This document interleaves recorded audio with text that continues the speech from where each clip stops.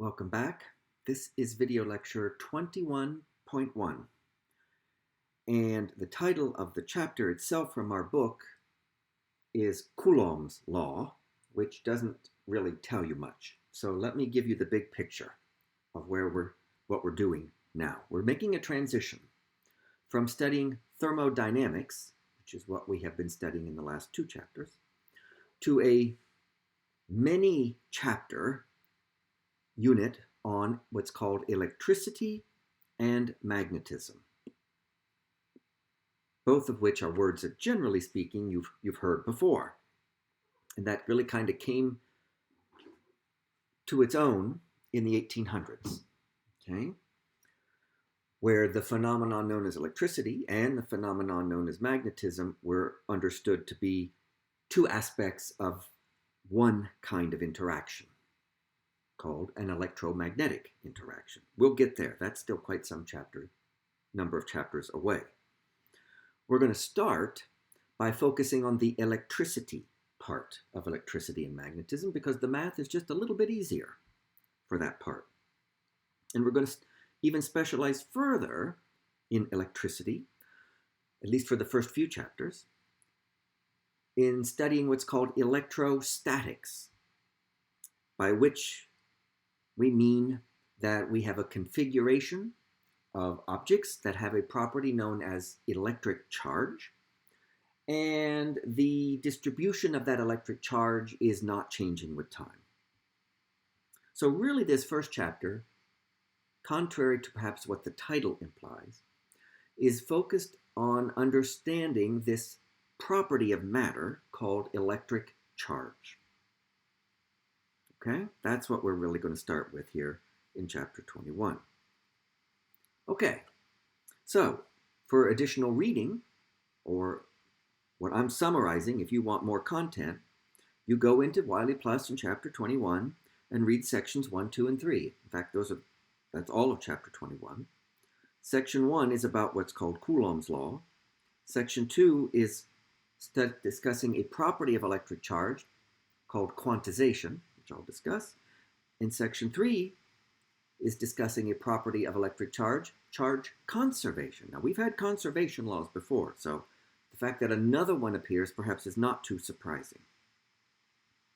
I'm, in fact, going to focus on sections 2 and 3 in this lecture. The next lecture will be about section 1. Seems reversed, but that's the way I want to talk about it. Because what I'm really talking about in this video is properties of electric charge. So the first thing you have to understand is that as far as physics is concerned, we consider electric charge to be a fundamental property of matter. Particles, okay? Just like mass is a fundamental property of matter.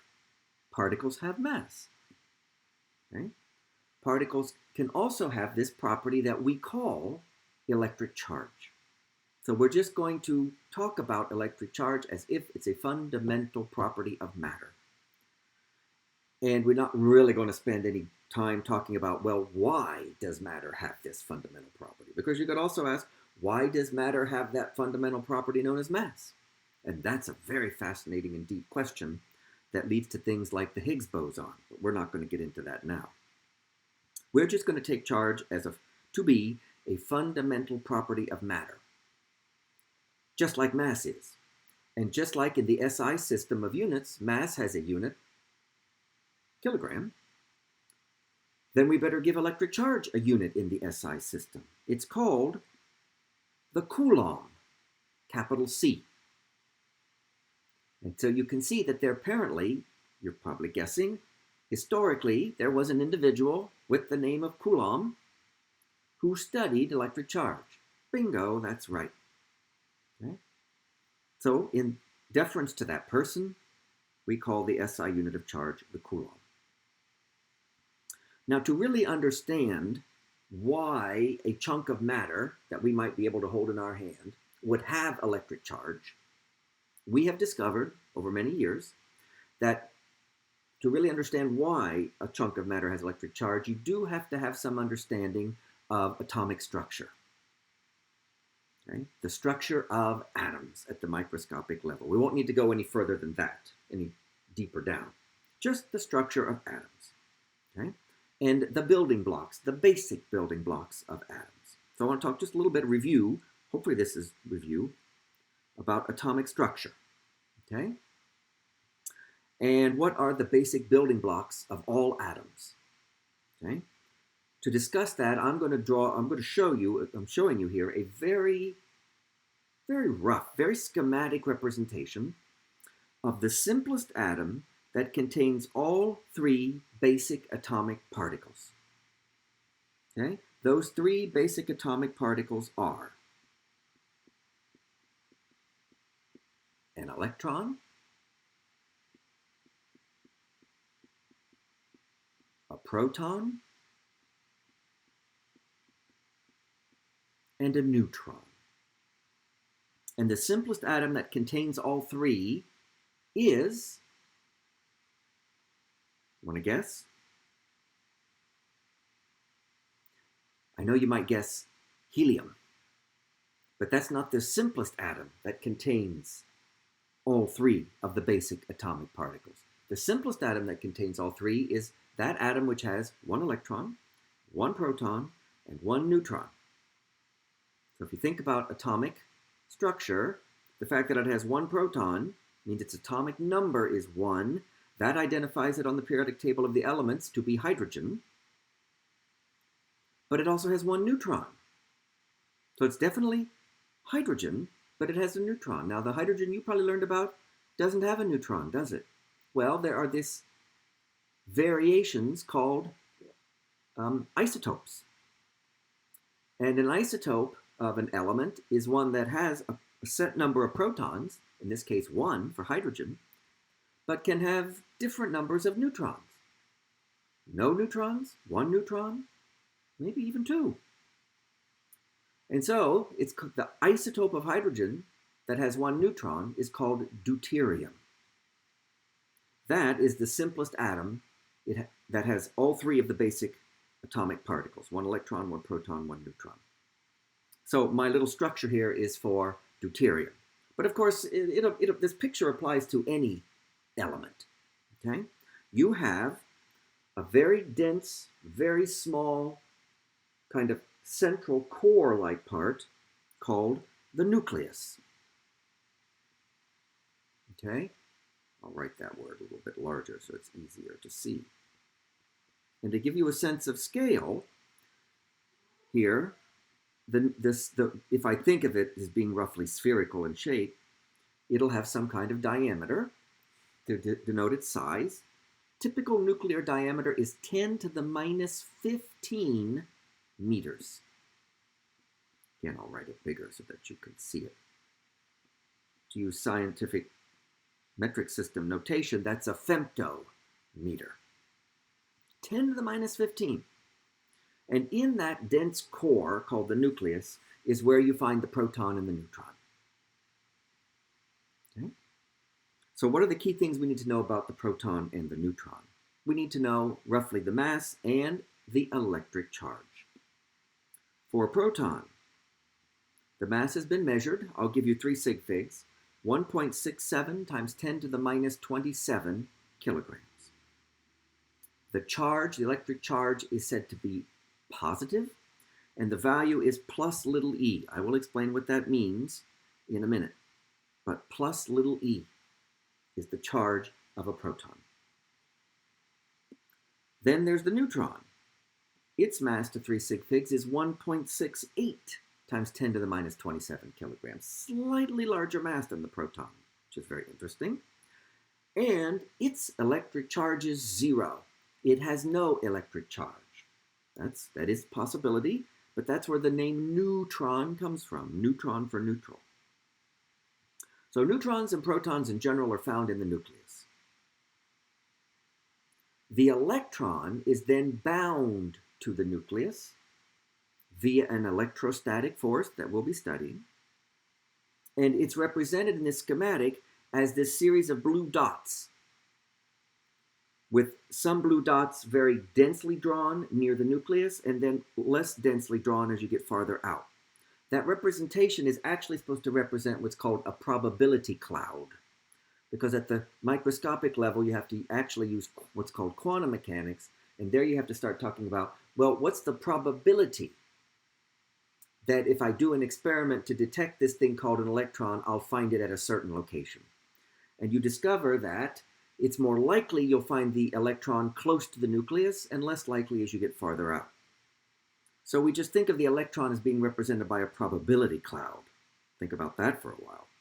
An electron cloud represents the probability of finding the electron. But if you do detect it experimentally, you find it's like a particle, and it's got a certain mass and a certain electric charge.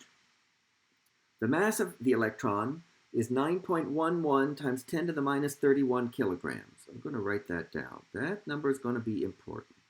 Electron mass, 9.11 times 10 to the minus 31 kilograms. Much less than the mass of either the proton or the neutron. Much less. And the charge on an electron is negative, opposite in sign to the charge on the proton that's in the nucleus. And the charge on the electron is minus little e. And the basic size of the electron cloud is about 10 to the minus 10 meters in diameter. So the nucleus is 5 orders of magnitude smaller than the electron cloud. Okay, so we need to have that picture of atomic structure to understand why objects behave electrically the way they do. All right, let's go on with more property of electric, more about this property of matter, I should say, called electric charge. Okay, now the next properties are based on experiment. We're not just kind of fantasizing here. There's been lots and lots of experiments. So here's one property.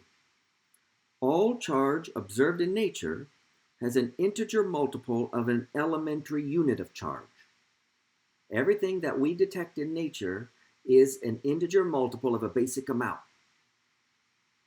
Much like in the United States, our monetary system is quantized in terms of what we deal with when we exchange money with individuals. The smallest unit is the penny. And you can't pay somebody half a penny. Okay? I mean, you can do it on paper, but not in reality, in an actual exchange with another person or a bank. You pay them in multiples of pennies.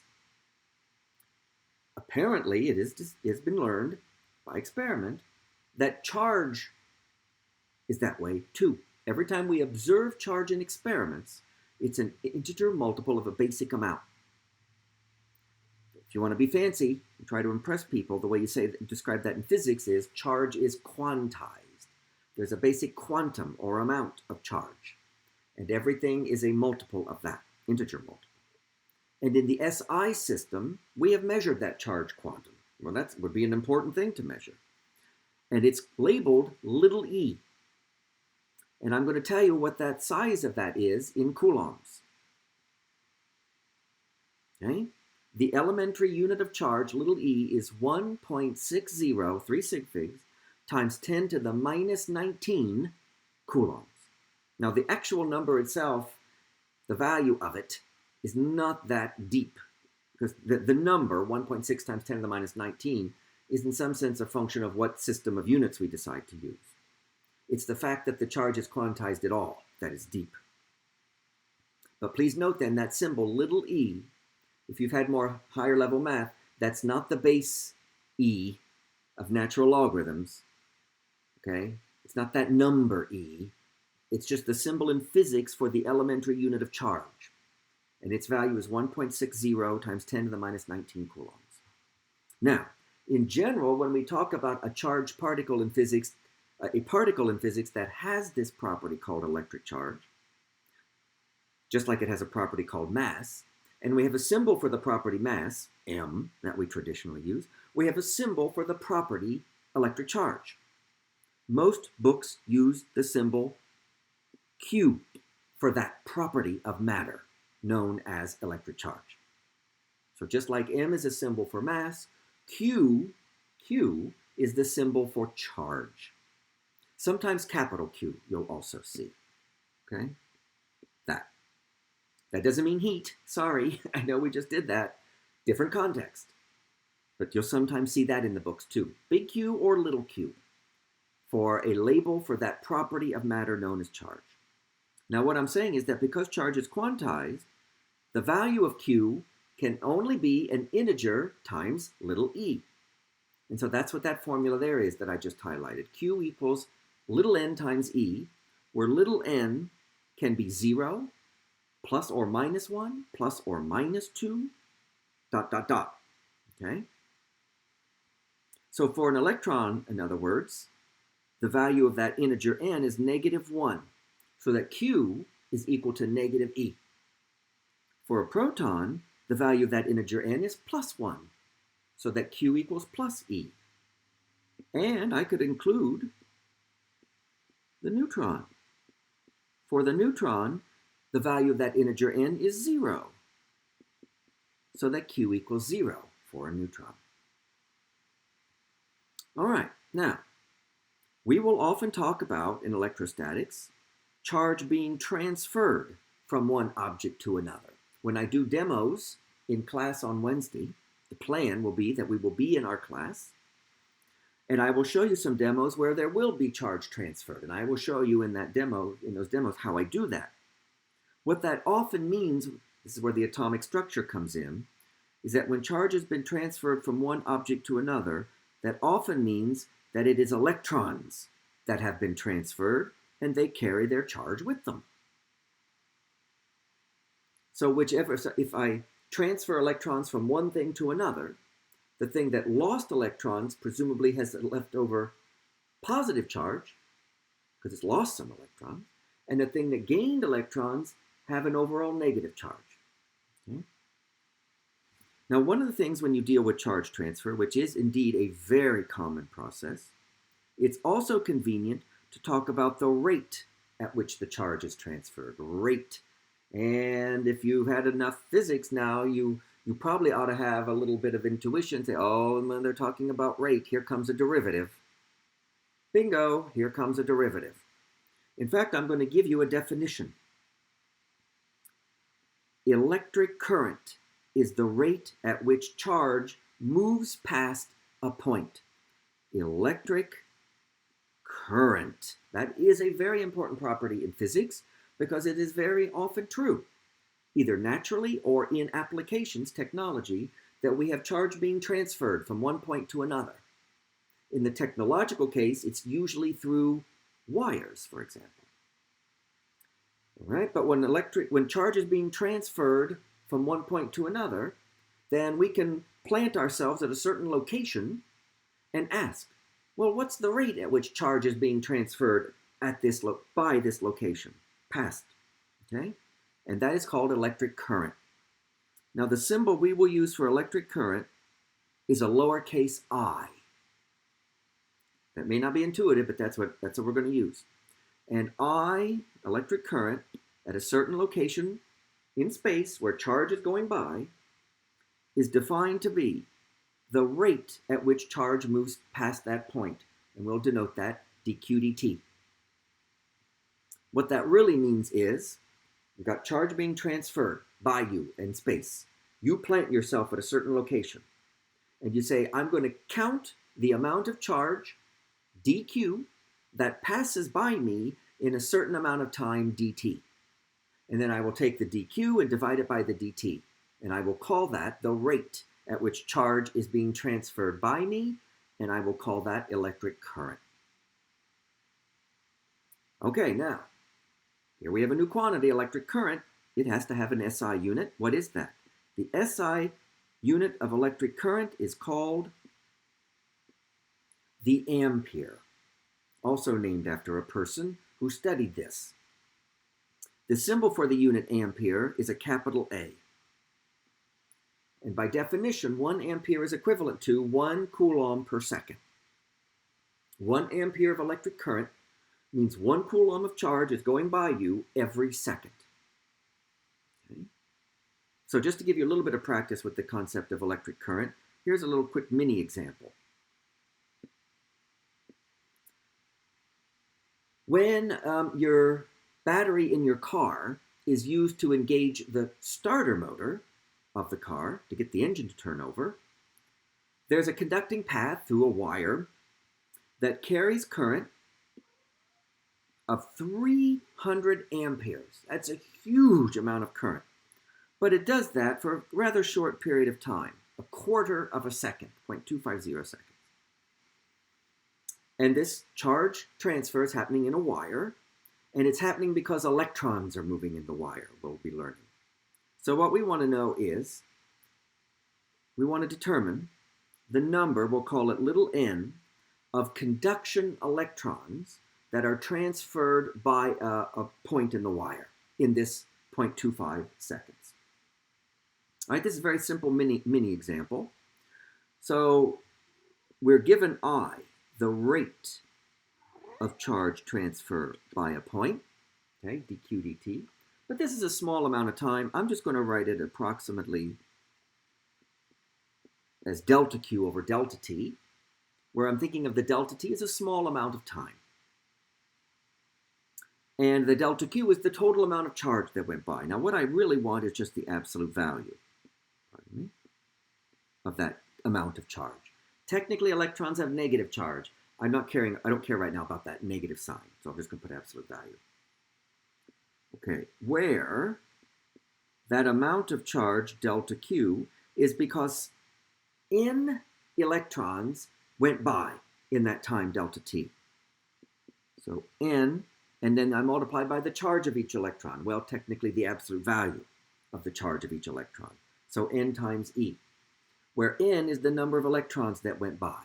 And it's that n right there that I want. How many electrons went by my point where I am in the 0.25 seconds? So I write this then as I equals n E over delta t, and then just using algebra, I solve for n. I delta t over E, and now I'm going to plug in the numbers. I am told, is 300 ampere. Remember, ampere is coulomb per second. Little e is the fundamental unit of charge. 1.60 times 10 to the minus 19 coulombs. And, oops, I beg your pardon, I put in the wrong number, didn't I? That was going to go downstairs. Upstairs is delta t, which is 0.250 seconds. That's better. And then downstairs, I have 1.60 times 10 to the minus 19 coulombs. Remember, as I said, ampere is a coulomb per second, so these units all actually cancel. Coulomb cancels coulomb there, and second cancels second. And you just put that in your calculator, see what you get. You're dividing by a very small number, so you're going to get a very big number. It turns out 4.69 times 10 to the 20. No units, it's just number of electrons. That's how many electrons have flowed by that point in 0.25 seconds. Okay, so electric charge is a fundamental property of matter with the unit of coulomb, but all charge is an integer multiple of that fundamental amount of charge, denoted little e. Electric current is the rate at which charge is being transferred past a point. Both those ideas will be used constantly. Now there's a little bit more about electric charge I want to talk about in this video. Again, all of these are empirical. They're shown to be true by experiment after experiment. And here's what we believe to be true. Total charge in the universe appears to be conserved. It doesn't look like the universe is gaining or losing charge. That's a bit subtle thing to try to figure out, but that's what appears to be true.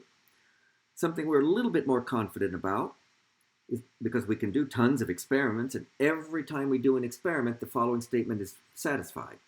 The total charge in any physical process is conserved. Any experiment or anything you observe happening in nature, the total electric charge before the event and the total electric charge after the event are the same. I'll give you a couple of examples in nature of how this happens. One example is a phenomenon known as pair production. what happens in pair production? You start with a bundle of electromagnetic energy called a gamma ray photon. The symbol for that is a lowercase Greek letter gamma. And it turns out that the electric charge of a gamma ray photon is 0. Okay? That's a fundamental fact. A photon, a bundle of electromagnetic energy, has 0 electric charge.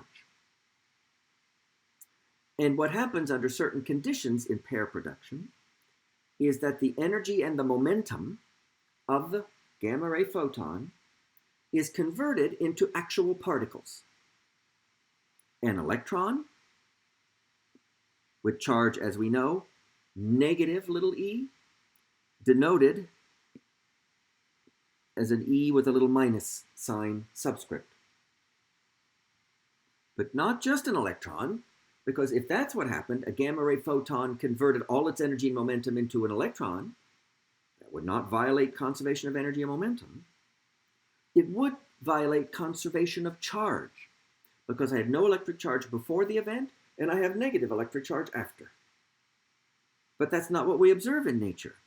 Every time one of these photons converts like this, you see not only an electron, but another particle that we call a positron, which turns out to be what's called the antiparticle of the electron.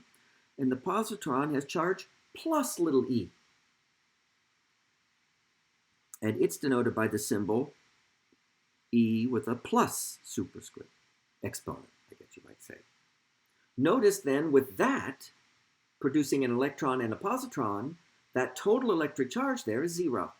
So I had total electric charge of 0 before and total electric charge of 0 after.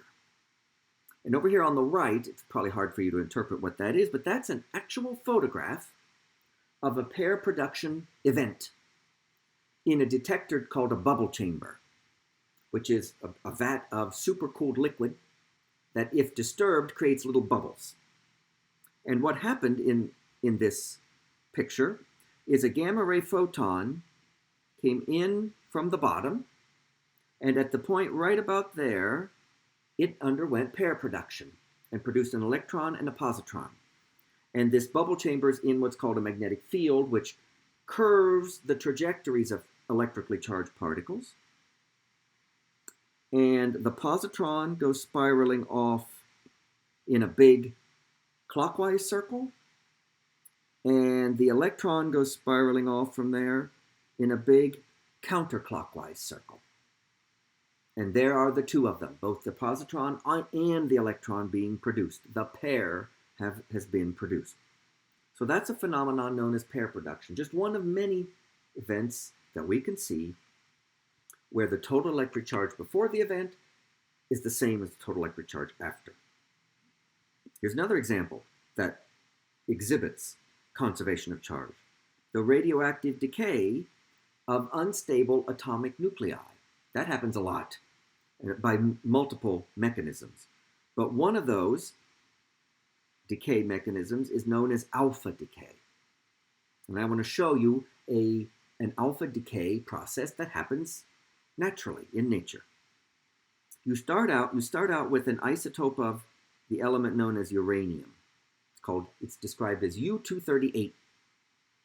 And all these numbers here, well, the symbol U there means uranium.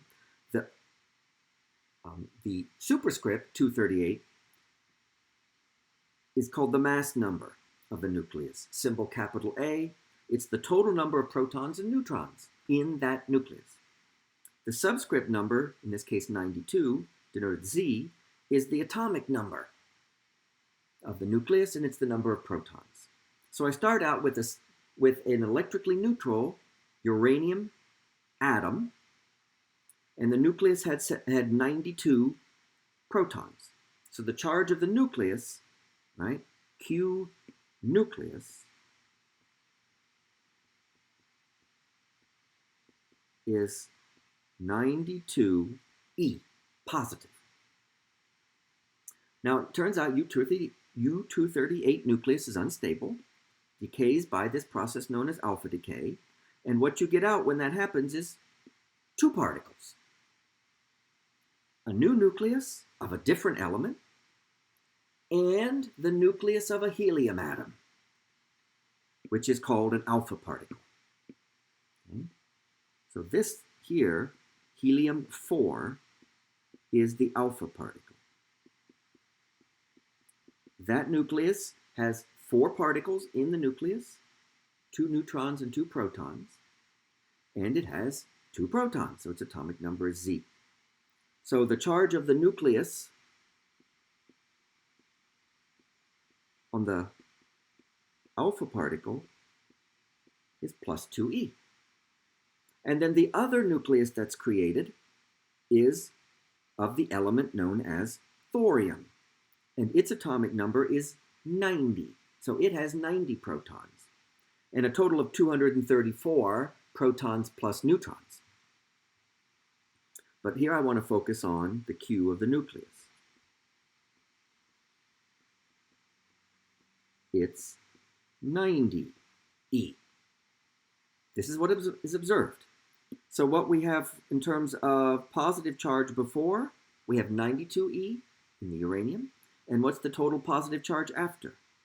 We have 90e from the thorium nucleus and 2e from the helium nucleus for 92e.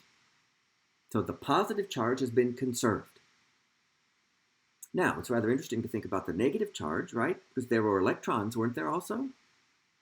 That uranium atom had not only a uranium nucleus, but 92 bound electrons for a total charge of negative 92e. There presumably had to be negative 92e afterwards, and there is. It's just not denoted in all these numbers. Okay? It turns out the thorium has 92 electrons afterwards. Now that's 2 more than it wants, so it's probably going to lose those 2, but it had them when it was first created. So here's another example of a process that occurs in nature where the total electric charge is the same before as after.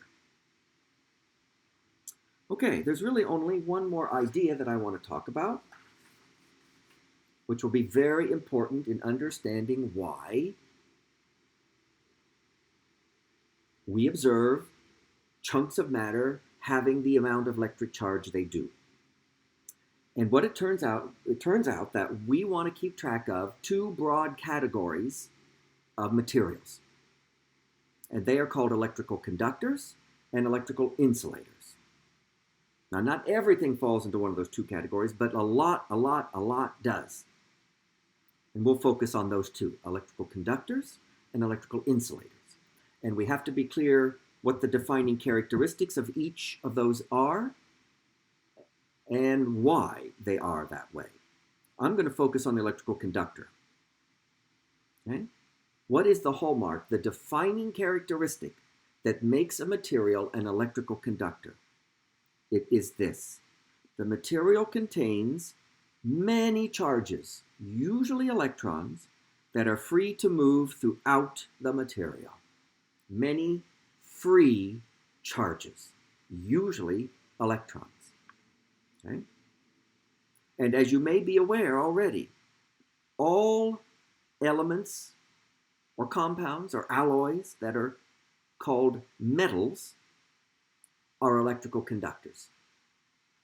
So some of the metallic elements, aluminum, copper, iron, silver, gold, okay, there are others. Those are all metallic. All metals are electrical conductors. I've drawn here actually a schematic representation of what's called the unit cell for copper, which is a metal, which is an electrical conductor. And what happens in what's called the unit cell is the copper atoms, that's what those little spheres are in a configuration that's said to be face-centered cubic, because you can see there's a cube here.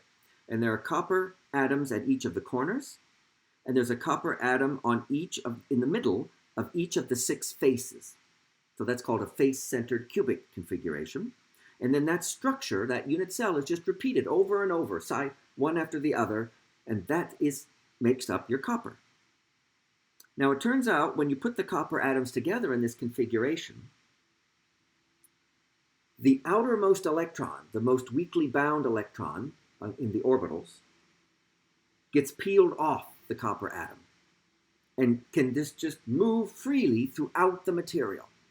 Every copper atom does that, contributes an electron.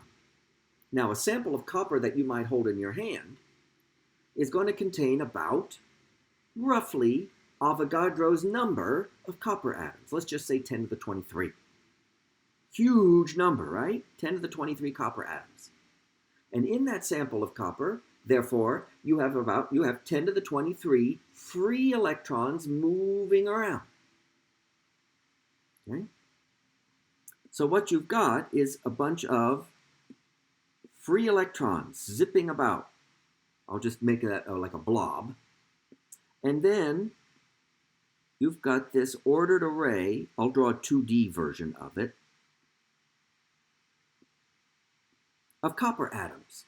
Now the corresponding copper atoms are now positively charged because they're actually now copper ions. Remember, each copper atom lost one of its electrons.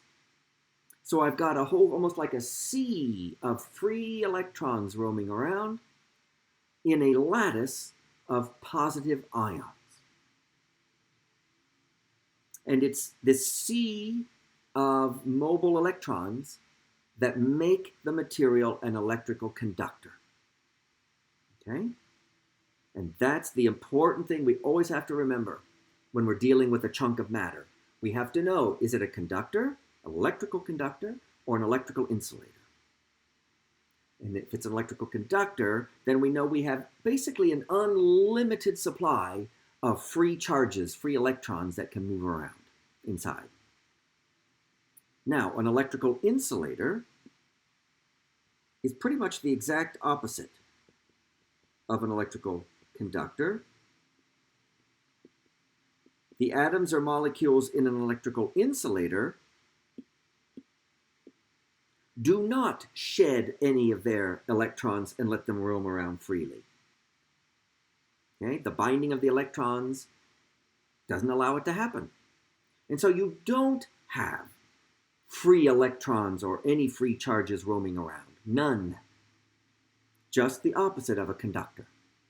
And it's that absence of those free charges that make the electrical behavior of insulators so much different from that of conductors.